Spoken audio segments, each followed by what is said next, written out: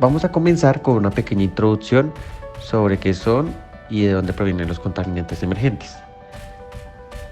La red de saneamiento recibe diariamente compuestos químicos de distinta naturaleza, procedentes de los hogares que acaban finalmente en el medio ambiente. No ha sido hasta estos últimos años cuando se ha puesto de manifiesto su potencial de contaminación, por lo que coloquialmente reciben el nombre de contaminantes emergentes. Estos contaminantes los echamos por el retrete, por el lavaplatos y terminan en ríos, mares y demás sistemas acuáticos, bien involuntariamente a través de orina, heces o jabones, o bien voluntariamente al desprendernos de ellos indebidamente.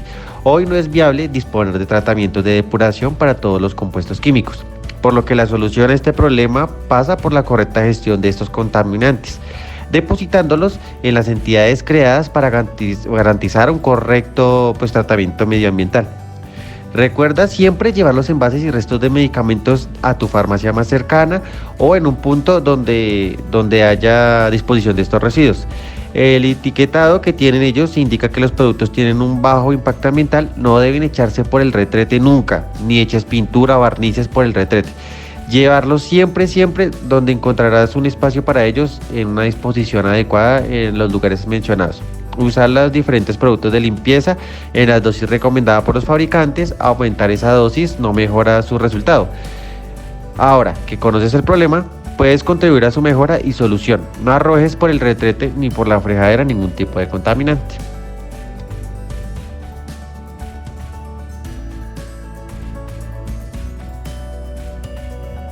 A continuación les hablaré sobre los microplásticos. Los microplásticos son fragmentos de menos de 5 milímetros de tamaño que por su gran producción, uso y consumo, tanto de origen primario como secundario, están considerados como contaminantes emergentes, actualmente de los más importantes y de los que están en continuo crecimiento. Quisimos enfocarnos en este contaminante emergente debido a que, como ya lo mencioné, es de los más importantes y de igual forma es de los más conocidos. Sin embargo, también pueden considerarse contaminantes emergentes algunos productos farmacéuticos y de cuidado personal, conocidos con las siglas PPCP, y productos químicos perfluorados con las siglas PFC, incluyendo en estos también dioxinas, furanos, plaguicidas, organoclorados e incluso algunos metales que también caben dentro de esta definición de los contaminantes emergentes. Los microplásticos generan una gran cantidad de impactos ambientales, especialmente cuando alcanzan aguas continentales o oceánicas, pero también se pueden detectar en aguas residuales e incluso en aguas de consumo. Sin embargo, en estas últimas aún no se detecta algún riesgo conocido para el ser humano. Una de las características físicas que distingue a estos contaminantes es que se encuentran en estado sólido y suelen estar hechos de polietileno, polipropileno, poliestireno, tereftalato de polietileno y cloruro de polivinilo. Todos ellos tienen como característica común que son persistentes en el medio ambiente, por lo que no son solubles en agua y su degradabilidad es baja. Estos componentes se encuentran principalmente en las botellas de plástico y en los envases de leche y zumo. Algo importante es que los primeros informes de plástico en el medio marino datan de la década de 1970, pero no se investigaron exhaustivamente hasta finales de la década de 1990, cuando la atención se centró en el enredo de organismos marinos en plásticos grandes. Es decir, que estos estudios son prácticamente nuevos, ya que empezaron a tenerlos en cuenta a mediados de los 90. El origen de estos microplásticos proviene de una gran variedad de fuentes, como son los neumáticos, productos cosméticos o de limpieza, ropa, desechos plásticos de uso cotidiano, procesos industriales, entre otros muchos. Se estima que entre el 2% y el 5% de todos los plásticos fabricados terminan en los océanos. Algunos de ellos lo hacen en forma de microplásticos. El ciclo completo y el movimiento de los microplásticos en el medio ambiente aún no se conoce por completo, pero es un tema que actualmente se está investigando. También continúan siendo investigadas las posibles consecuencias de estos microplásticos que terminan alojados en el cuerpo humano, que han sido encontrados en algunos alimentos provenientes del mar, como la sal, el agua embotellada y la de grifo. Una hipótesis de cómo llegan a la comida es probablemente de que la comida sea contaminada durante varias etapas del procesamiento de alimentos o como resultado del empaquetado. Y debido a su procedencia, estos se pueden dividir en dos categorías, los microplásticos primarios y los microplásticos secundarios, que les hablaré un poco más acerca de ellos. Los microplásticos primarios son las partículas lanzadas directamente al medio ambiente. Una fuente muy importante es el lavado de ropa sintética, que origina el 35% de estos microplásticos. Otra es el roce con el asfalto de los neumáticos, que representa el 28%. Y entre estos se estima que representan entre el 15% y 31% de los microplásticos presentes en los océanos. Los gránulos de resina plástica también entran en esta definición. Se utilizan como materia prima para la producción industrial de productos plásticos. Estos gránulos se vuelven a fundir y modelar para obtener productos finales. Otros microplásticos primarios incluyen microperlas y microfibras. Las microperlas se agregan intencionalmente a los productos de cuidado personal como exfoliantes en limpiadores y pastas dentales para ayudar con la formación de películas en máscaras faciales, bloqueadores solares y rímel, y para la estética en baños de burbujas. Por lo que se puede decir que los microplásticos primarios se utilizan generalmente como limpiadores faciales y cosméticos. En algunos casos pueden ser utilizados en la medicina como un vector farmacológico. En cuanto a los microplásticos secundarios, ellos se originan a partir de la degradación de grandes objetos de plástico como bolsas, botellas o redes de pesca. Estos representan entre el 69 y 81% de microplásticos que se encuentran en los océanos. Otros de los microplásticos secundarios son los productos plásticos finales, que comienzan como macro y mesoplásticos con más de 5 milímetros de tamaño, pero se van degradando a microescala a través de la fragmentación y la meteorización por radiación ultravioleta, las ondas y los animales una vez liberados al medio ambiente. Como ya lo había mencionado, todos estos microplásticos son persistentes y algunos tienden a flotar positivamente en el agua, aunque también es posible la sedimentación. Toxicidad y vías de entrada al organismo.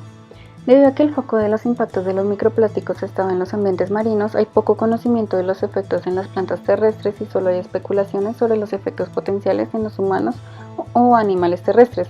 Sin embargo, se conoce que la toxicidad química de humanos y animales, tanto acuáticos como terrestres, asociada con la exposición a microplásticos, puede surgir de contaminantes orgánicos persistentes absorbidos, de los aditivos químicos o monómeros residuales en los plásticos, como el bisfenol A, o de intermediarios producidos durante la degradación de plásticos, por ejemplo el estireno u otros aromáticos.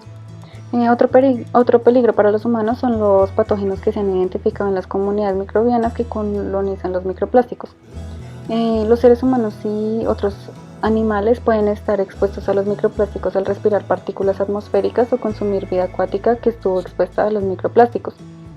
Las partículas más pequeñas entrañan un riesgo, ya que pueden colocarse en el torrente sanguíneo y este a su vez en el sistema linfático y alcanzar el hígado. Por lo tanto, las vías de exposición principales son la vía respiratoria y la vía digestiva. En cuanto a la vía dérmica, no se sabe con exactitud las consecuencias que pueda llegar a tener, sin embargo, también es posible que pueda llegar a afectar.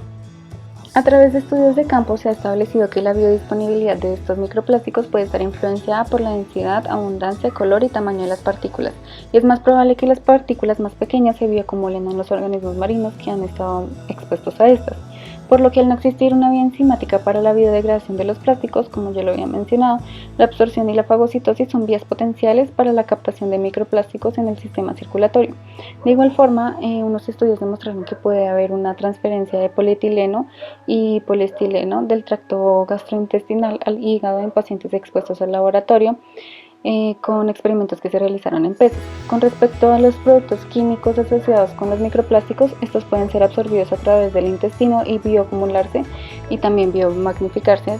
Dentro de estos efectos podemos encontrar la disminución de la fertilidad, pérdida de peso, abrasiones internas, bloqueo del tracto digestivo y en última instancia la muerte. Todo esto se vio en pacientes de laboratorio. Sin embargo, en humanos la muerte por intoxicación plástica pareciera una posibilidad remota, pero es porque resulta imposible determinar lo que el aumento de estas partículas podría producir en nuestros organismos, además de obstrucciones, reacciones bioquímicas inesperadas, abscesos y en algunos casos envenenamiento. Ahora vamos a hablar un poco de la ingestión diaria y la absorción. Pues la ingestión diaria, pues es lo que dice la palabra, o pues la ingesta diaria, pues es el porcentaje de estos contaminantes que que son tomados por el ser humano. Pues debido a las diferencias en el contenido pues, de estos productos contaminantes, y ya que son similares, vamos a hablar en específico en estos dos ejemplos es del flúor. Porque el flúor es uno de los contaminantes, bueno, se puede decir contaminante, que está presente en el agua y es de los más presentes en el cuerpo humano y de los que más se queda adherido al cuerpo humano. Entonces por eso vamos a tomar este, porque pues podemos hallar gran cantidad de estos contaminantes. Incluso en esta exposición creo que gran cantidad de los contaminantes anteriores vistos en las anteriores exposiciones se reúnen acá. Entonces, como un breve resumen de todo lo que ya hemos visto. Como les decía, es difícil estimar pues una ingesta diaria, ya pues tendríamos que mirar cada contaminante por contaminante. Pero no obstante, para un hombre adulto que reside en una comunidad fluorada, las estimaciones de la ingesta en los alimentos y bebidas oscilan entre 1 y 3 miligramos al día. Es lo que estamos estimando más o menos en cuanto al flúor. Este rango pues, se reduce a 1.0 miligramos al día en una área que no es fluorada, o sea que no hay gran cantidad de flúor. La gran cantidad de flúor que se inhala del aire es aproximadamente pues, 0.05 miligramos día para un adulto que vive en una comunidad no contaminada por flúor. Pues entonces, ya teniendo este ejemplo, vamos a hablar de la absorción. La absorción pues de estos contaminantes pasa en el tracto gastrointestinal, se produce mediante un proceso pasivo, lo que quiere decir que no implica un transporte activo, y la absorción es rápida y probablemente siempre va a ser a la luz del día o pues en las horas del día.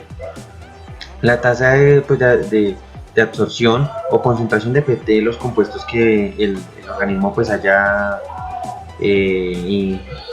ingerido este día. Y pues puede ser un ejemplo, este día por ejemplo tenemos un sodio de 97% que lo podemos adquirir sobre bebidas, jugos, también podemos tener un flúor del 87%, argón de un 3%, 77% de calcio y un 62% de flúor. Como les decía, también vamos a tomar un poco el ejemplo del flúor. En este caso, casi todo el 50% del flúor que es absorbido siempre se va a fijar en los huesos. Todos los compuestos se fijan en una parte distinta, pero en este caso, en el caso del flúor, se ha absorbido en los huesos. El hueso, pues ya que tiene una gran afinidad por el flúor y le incorpora pues a la hidroxipalita. Incluso con niveles bajos de ingesta de flúor, con afinidad, con el tiempo, se acumulan cantidades apreciables y en los tejidos calcificados, o sea, los puede calcificar.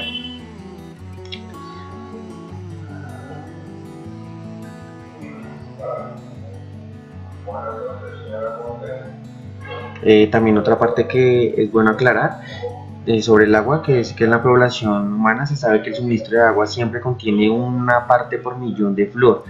Reduce más del 50% la incidencia de caries dental en personas que consumen flúor desde la infancia, y el flúor se incorpora al mineral del diente como fluoropatita en el momento de la calcificación.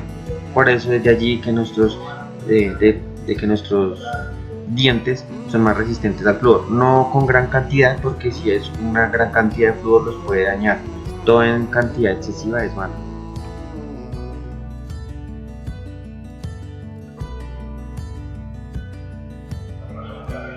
Bueno, ahora vamos a hablar un poco de los efectos que causan estos contaminantes emergentes en los animales. Los animales siempre normalmente ingieren pequeñas cantidades de estos contaminantes.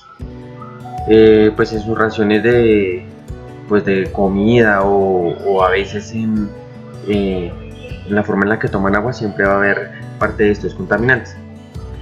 Pero la ingesta que es perjudicial es cuando ellos absorben gran cantidad de estos contaminantes, igual al ser humano. Cuando hay una gran absorción de estos contaminantes o ingieren gran cantidad de estos contaminantes, producen la muerte. Las fuentes más comunes de ingesta excesiva por parte de los animales pues son los forrajes que han sido sometidos a contaminación del aire por operaciones industriales cercanas o forrajes que han sido contaminados con suelos con alto contenido de estos contaminantes emergentes. También una gran causa es el agua que contiene una cantidad excesiva de estos contaminantes, complejos alimenticios y mezclas de minerales que contienen altos niveles de estos. Los efectos de estos contaminantes en los animales domésticos pueden ser agudos o crónicos dependiendo de las concentraciones de estos contaminantes. Como podríamos ver en lo anterior, son muy parecidos a los de los seres humanos, pueden causar vómitos, pueden causar fiebre en los animales, pueden causar, en un caso más grave, la muerte. También se tiene que pueden causar disfunción renal, pueden en algunos casos quedar ciegos o incluso pueden perder el sentido del olfato.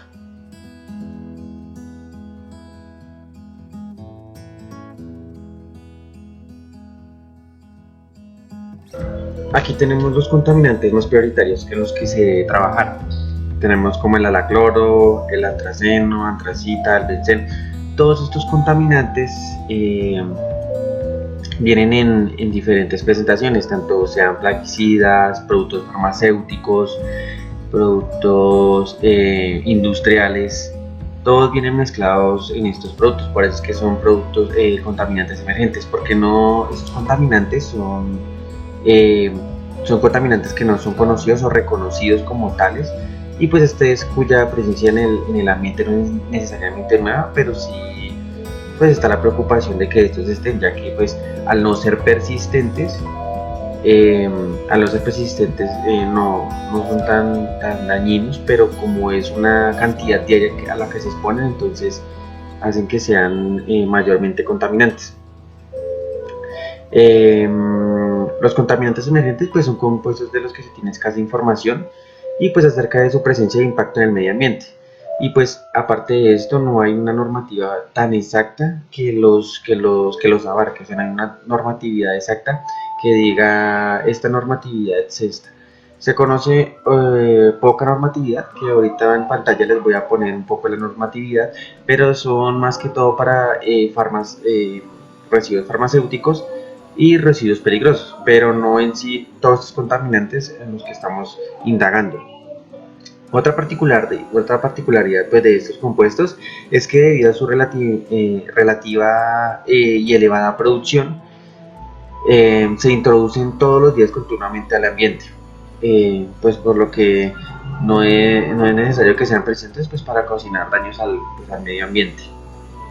Aquí tenemos unos contaminantes emergentes, los cuales son, pues en este caso son analgésicos, medicamentos vencidos, antibióticos también usados, bloqueadores, todo lo que tenga que ver con perfumes, agentes de protección solar, todos estos también hacen un daño al medio ambiente. Y como son productos que son combinados de varios químicos, hacen que sean muy dañinos al medio ambiente. Uno de los más importantes también, de los contaminantes emergentes que demandan también una urgente pues atención, pues ya que sus consecuencias al medio ambiente son de las más desastrosas, más que todo por su propiedad físico-química de la volatilidad. Recordemos que en exposiciones anteriores se habla de las propiedades físico-químicas y todos estos compuestos también tienen volatilidad, tienen también se diluyen fácilmente en el ambiente y son fácilmente adheribles a las superficies o suelos del ecosistema. Por lo que, por ejemplo, los retardantes de llama bromados son altamente volátiles, lo que también hace una contaminación a la atmósfera y al aire que tenemos, que hace que tengamos una gran cantidad de bromo. Los cloroalcanos y el cloro, que es persistente más que todo en el agua por su gran facilidad de diluirse en el agua. Los pesticidas polares, los compuestos perfluorados, los fármacos, las drogas como yo les había dicho, y también faltan las drogas de uso ilegal como la cocaína, que también son una gran contaminación al medio ambiente. y los metabolitos o productos de degradación de clases de sustancias anteriores.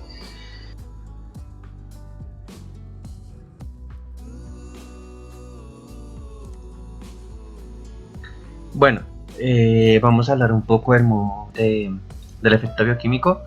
Pues esto quiere decir cómo el organismo interactúa con estas moléculas de contaminantes emergentes. Tenemos los modos de inhibición, que pues puede ser la primera, que es interacción directa con enzimas.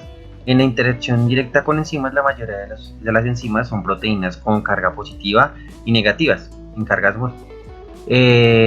Cuando la partícula cargada negativamente interactúa con una proteína enzimática, provoca su inactivación. El ion también puede inactivar una enzima al romper los enlaces de hidrógeno en la molécula. Tal interrupción pues conduce a cambios en la formación de la molécula en la proteína, lo que da como resultado pues una actividad enzimática pues alterada. Como ejemplo pues tenemos la inhibición del citocromo oxidasa por el flúor. La segunda pues la formación de complejos de metil con el compuesto. El compuesto pues puede inhibir las enzimas que requieran metales por complejos de metal compuesto. Varias enzimas requieren pues por ejemplo magnesio para su actividad. En el caso del fluoruro inhibe tales enzimas formando un complejo de magnesio. La enolasa, que es una de las enzimas, cataliza la conversión de dos fosfoglicerato en fosfenolpiruvato, en un paso clave en la vía glucolítica, como podemos ver en la primera reacción, la que vemos arriba. El fosfenilpiruvato resultante pues es un compuesto que contiene alta energía, entonces se convierte luego en piruvato con la producción de ATP, una reacción catalizada por el piruvato quinasa. También inhibe el piruvato quinasa de la misma manera, porque pues interactúa con el cofactor de magnesio más 2, que es el que está en la mitad. Como vemos en el ejemplo que muestra cómo el flúor inhibe el metabolismo oxidativo, bloqueando así el metabolismo normal en animales y seres humanos. Algo que tener en cuenta es que la inhibición de la enolasa puede provocar en los seres humanos la hiperglucemia, entonces eso es algo para tener en cuenta. Abajo en la reacción de abajo pues podemos ver que la inhibición de la miosina o ATPasa se parece pues al ejemplo mencionado anteriormente, pues ya que la miosina es una enzima responsable de la descomposición del ATP en ADP y fosfato inorgánico, que proporciona pues la energía libre que es la que impulsa pues las contracciones musculares y todo lo que tenga que ver pues con los músculos en el cuerpo humano. El magnesio 2 que vemos ahí pues es el catión divalente fisiológico que estabiliza la miosina, y la DPMG forman un complejo que atrapa el sitio activo de la miosina e inhibe la miosina de ATPasa. Igualmente cualquier duda que tengan la pueden aclarar en la clase. Aquí también podemos ver que aunque el flúor puede inhibir a veces una gran cantidad de enzimas en los organismos, también se sabe que mejora la actividad en ciertas enzimas.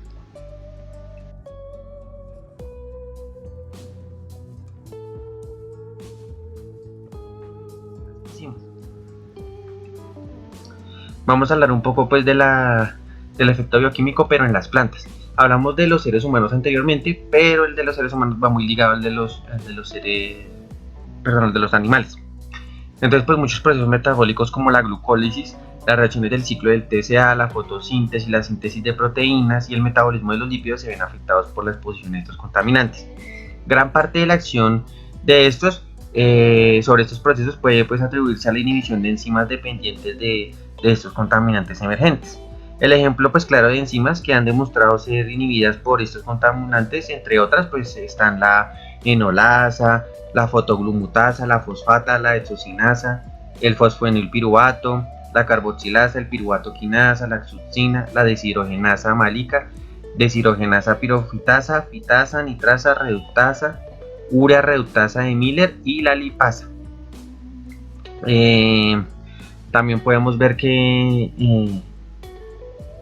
en las plantas, aunque está clara que la acción de estos compuestos es un poco más adversa, ya que el metabolismo de las plantas es compleja e involucra una gran variedad pues, de enzimas al modo de acción de estos iones positivos o negativos que entren en la planta. En estas enzimas pues no es muy claro pero los principales mecanismos sugeridos incluyen pues la formación de complejos con metaloenzimas, la eliminación de un cofactor metálico de un sistema enzimático y pues tenemos también la unión de la enzima libre o el complejo enzima-sustrato.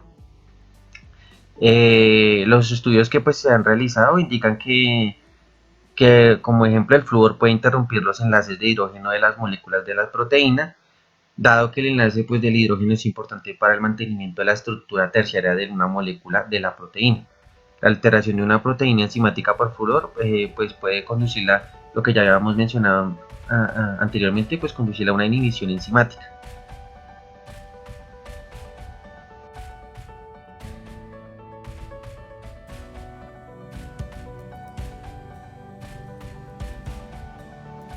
Aquí pues vemos algunas de las entradas de estos fármacos al medio ambiente. Cuando hablamos de fármacos ya hablo de algo en específico, ya que estos contaminantes emergentes, como ya había dicho mi compañero anterior cuando expuso microplásticos, son algunos de los más comunes o más conocidos, pero hay infinidad, como también les había explicado ahorita en los contaminantes. Bueno, en fin, siguiendo, pues podemos ver que los fármacos se incorporan a través de las excreciones humanas y animales. Esto en caso cuando pasan a través de ya el ciclo que les acabé de mencionar ahorita y llegan al medio ambiente. También pueden ser pues expuestos por las industrias o las industrias alimentarias o de pesticidas, bueno, en general, etc. Pues a través de biosólidos de las plantas de tratamiento de aguas residuales, que también pueden ser vertidos de aguas tratadas o desechos industriales, y la sanitaria y la veterinaria. Como la mayor parte de estos compuestos pues no son biodegradables, no serán eliminados en las aguas residuales, por lo que continúan en el ciclo del agua algunas veces, mientras que llegan al ciclo de descontaminación en las PETAR. Recordemos que en las PETAR de Colombia hay un ciclo primario nomás y secundario, no hay un ciclo muy amplio para poder quitar todos estos contaminantes en la totalidad. Entonces, si Colombia pues quiere seguir un paso adelante, debe tener unas normas mucho más flexibles, menos costosas, que hagan que esta agua sea mejor, porque la verdad sí está un poco mal. A continuación, pues acá hay unas leyes y decretos importantes. Pueden consultar ahorita la bibliografía que les vamos a dejar, o incluso pues pueden buscar por sus propios medios en internet algunas leyes y decretos más importantes. Acá hay algunos que restringen algunos de los contaminantes como tal, pero no en específico. ¿Qué me refiero en específico? No hay una ley o decreto que literalmente diga contaminantes emergentes, solo se tienen en cuenta los mencionados anteriormente como microplásticos, residuos hospitalarios, los medicamentos vencidos, pero no como tal, no los encierra todos, ni en su ciclo completo. Aquí tenemos algunos de todos, como el del alcantarillado, que es cuando se van a, de ahí se desglosan varias como el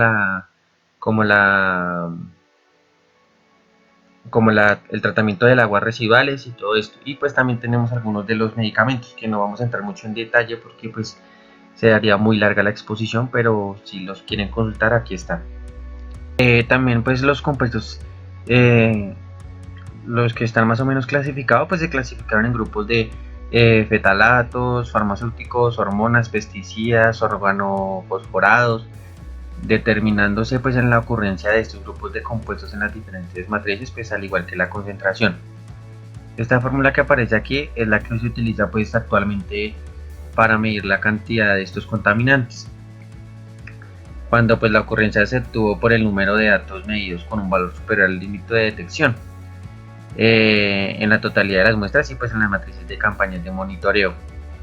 Para el cálculo pues del riesgo ecológico, que digamos es lo que efectúa esta fórmula, en términos de un coeficiente de peligrosidad, pues que tenemos en este caso es HQ, que en inglés es Hazard Q, que relaciona pues la concentración ambiental con concentración prevista sin efecto, y pues si los valores de los HQ o coeficiente de peligrosidad son menores a 0.1, no hay efectos adversos. Y si HQ está entre 1 y 0, el riesgo es bajo. pero los efectos posiblemente y potencialmente adversos deben ser considerados. Si los valores de H están entre 1.0 y 1.10 más o menos, algunos efectos adversos o riesgo de moderación probable. Ya pues finalmente si los valores de H están por encima de 10, pues los efectos son pues, anticipados o sea malos, o sea que son malísimos.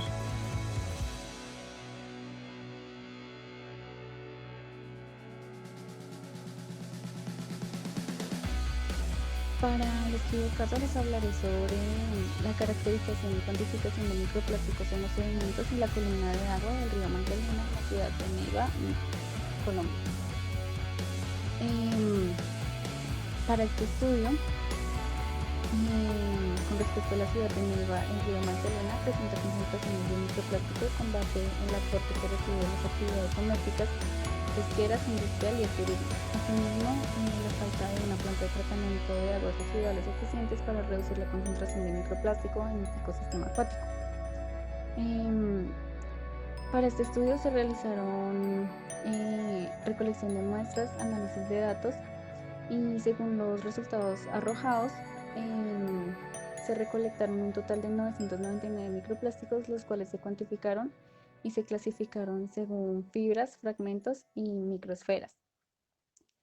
En esta investigación se filtraron 200 litros de agua en cada punto de muestreo, es decir, 0,2 metros cúbicos, y se muestrearon 3 kilogramos de sedimento en cada punto. Los resultados se expresan en partículas por metro cúbico para la columna de agua y en partículas por kilogramo para sedimentos. Según los resultados arrojados, también indican que en la zona 1, antes de la ciudad de Neiva, coincide con la carga de contaminantes que recibe el río de la quebrada Matamudo, ubicada en la zona industrial al sur del municipio de Neiva.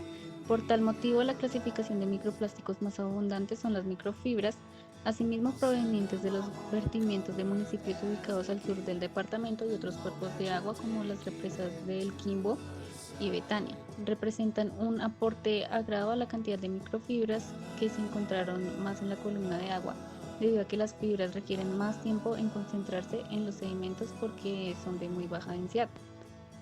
En esta zona se ve la influencia no solo de aguas residuales domésticas que contienen polímeros sintéticos de lavado de las prendas de vestir, sino también de la isla Parque, donde habitan aproximadamente 4 familias quienes adquieren el suministro de agua del río Magdalena, ya que no cuentan con acueducto de agua potable ni con alcantarillado almacenado en las aguas negras en pozos sépticos que luego son vertidos directamente al río.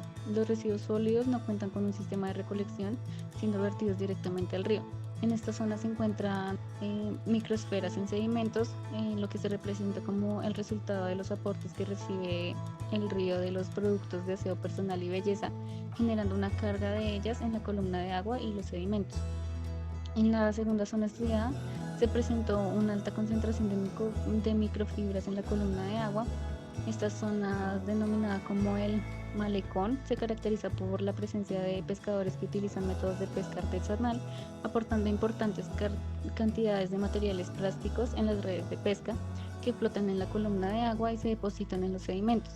Otra actividad económica importante de esta zona es el turismo, que genera un amplio consumo de residuos sólidos, especialmente en botellas PET, PET y bolsas plásticas, que se depositan y descomponen en la columna de agua, fragmentándose por acción mecánica del agua y por acción de los rayos solares, hasta convertirse en fragmentos que hacen parte de los sedimentos o que flotan libremente en la columna de agua, estando a disposición en el ecosistema acuático.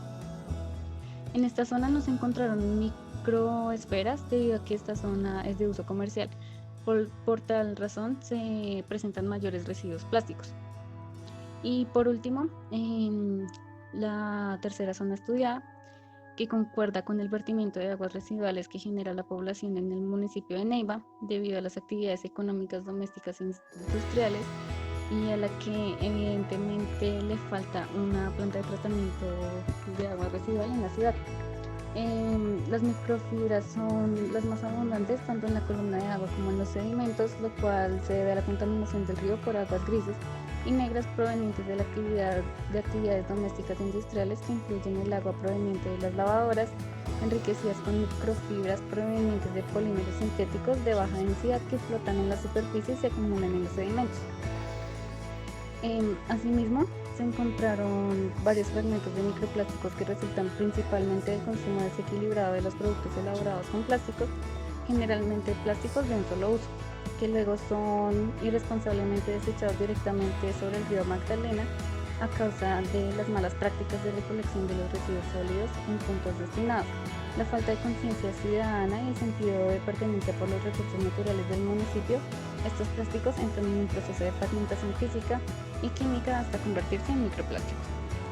Y para concluir con este artículo, se dice que Neiva aporta una importante concentración de microplásticos al río Magdalena, provenientes principalmente de actividades domésticas, piscícolas, pesqueras, industriales y turísticas. La cantidad de microplásticos encontrados en la ciudad de Neiva se debe principalmente a la carencia de una planta de tratamiento de aguas residuales que sea eficiente para remover la mayoría de los contaminantes emergentes de las actividades domésticas, comerciales e industriales de la ciudad y a la falta de educación ambiental y cultura ciudadana en cuanto a los procesos de reciclaje y tratamiento de los residuos sólidos que convierten al río Magdalena en uno de los principales vertederos de los desechos sólidos en la ciudad. Hasta el momento, no se realizaron estudios en la región sobre el efecto de los microplásticos en la flora y fauna de este importante ecosistema, lo cual es indispensable para mitigar los impactos que generan los plásticos y los microplásticos en los ecosistemas acuáticos, especialmente en un río como el Magdalena, que constituye una de las principales fuentes de actividad pesquera y comercio en nuestro país. Pero ¿cómo se puede minimizar la exposición a los microplásticos?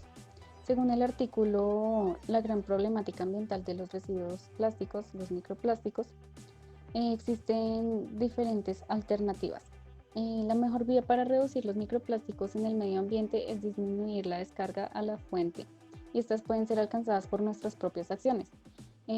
Algunas medidas que se pueden tomar para reducir los microplásticos en el medio ambiente pueden ser reducir el uso de plásticos, especialmente plásticos de simple uso como botellas de agua, pitillos y vasos, cambiar hábitos y productos, aprender y entender el uso de los microplásticos en productos usados en la vida diaria y si es posible vestirse con prendas elaboradas de materiales naturales en lugar de telas sintéticas. La educación pública acerca de los microplásticos es una parte crítica para crear cambios a nivel social.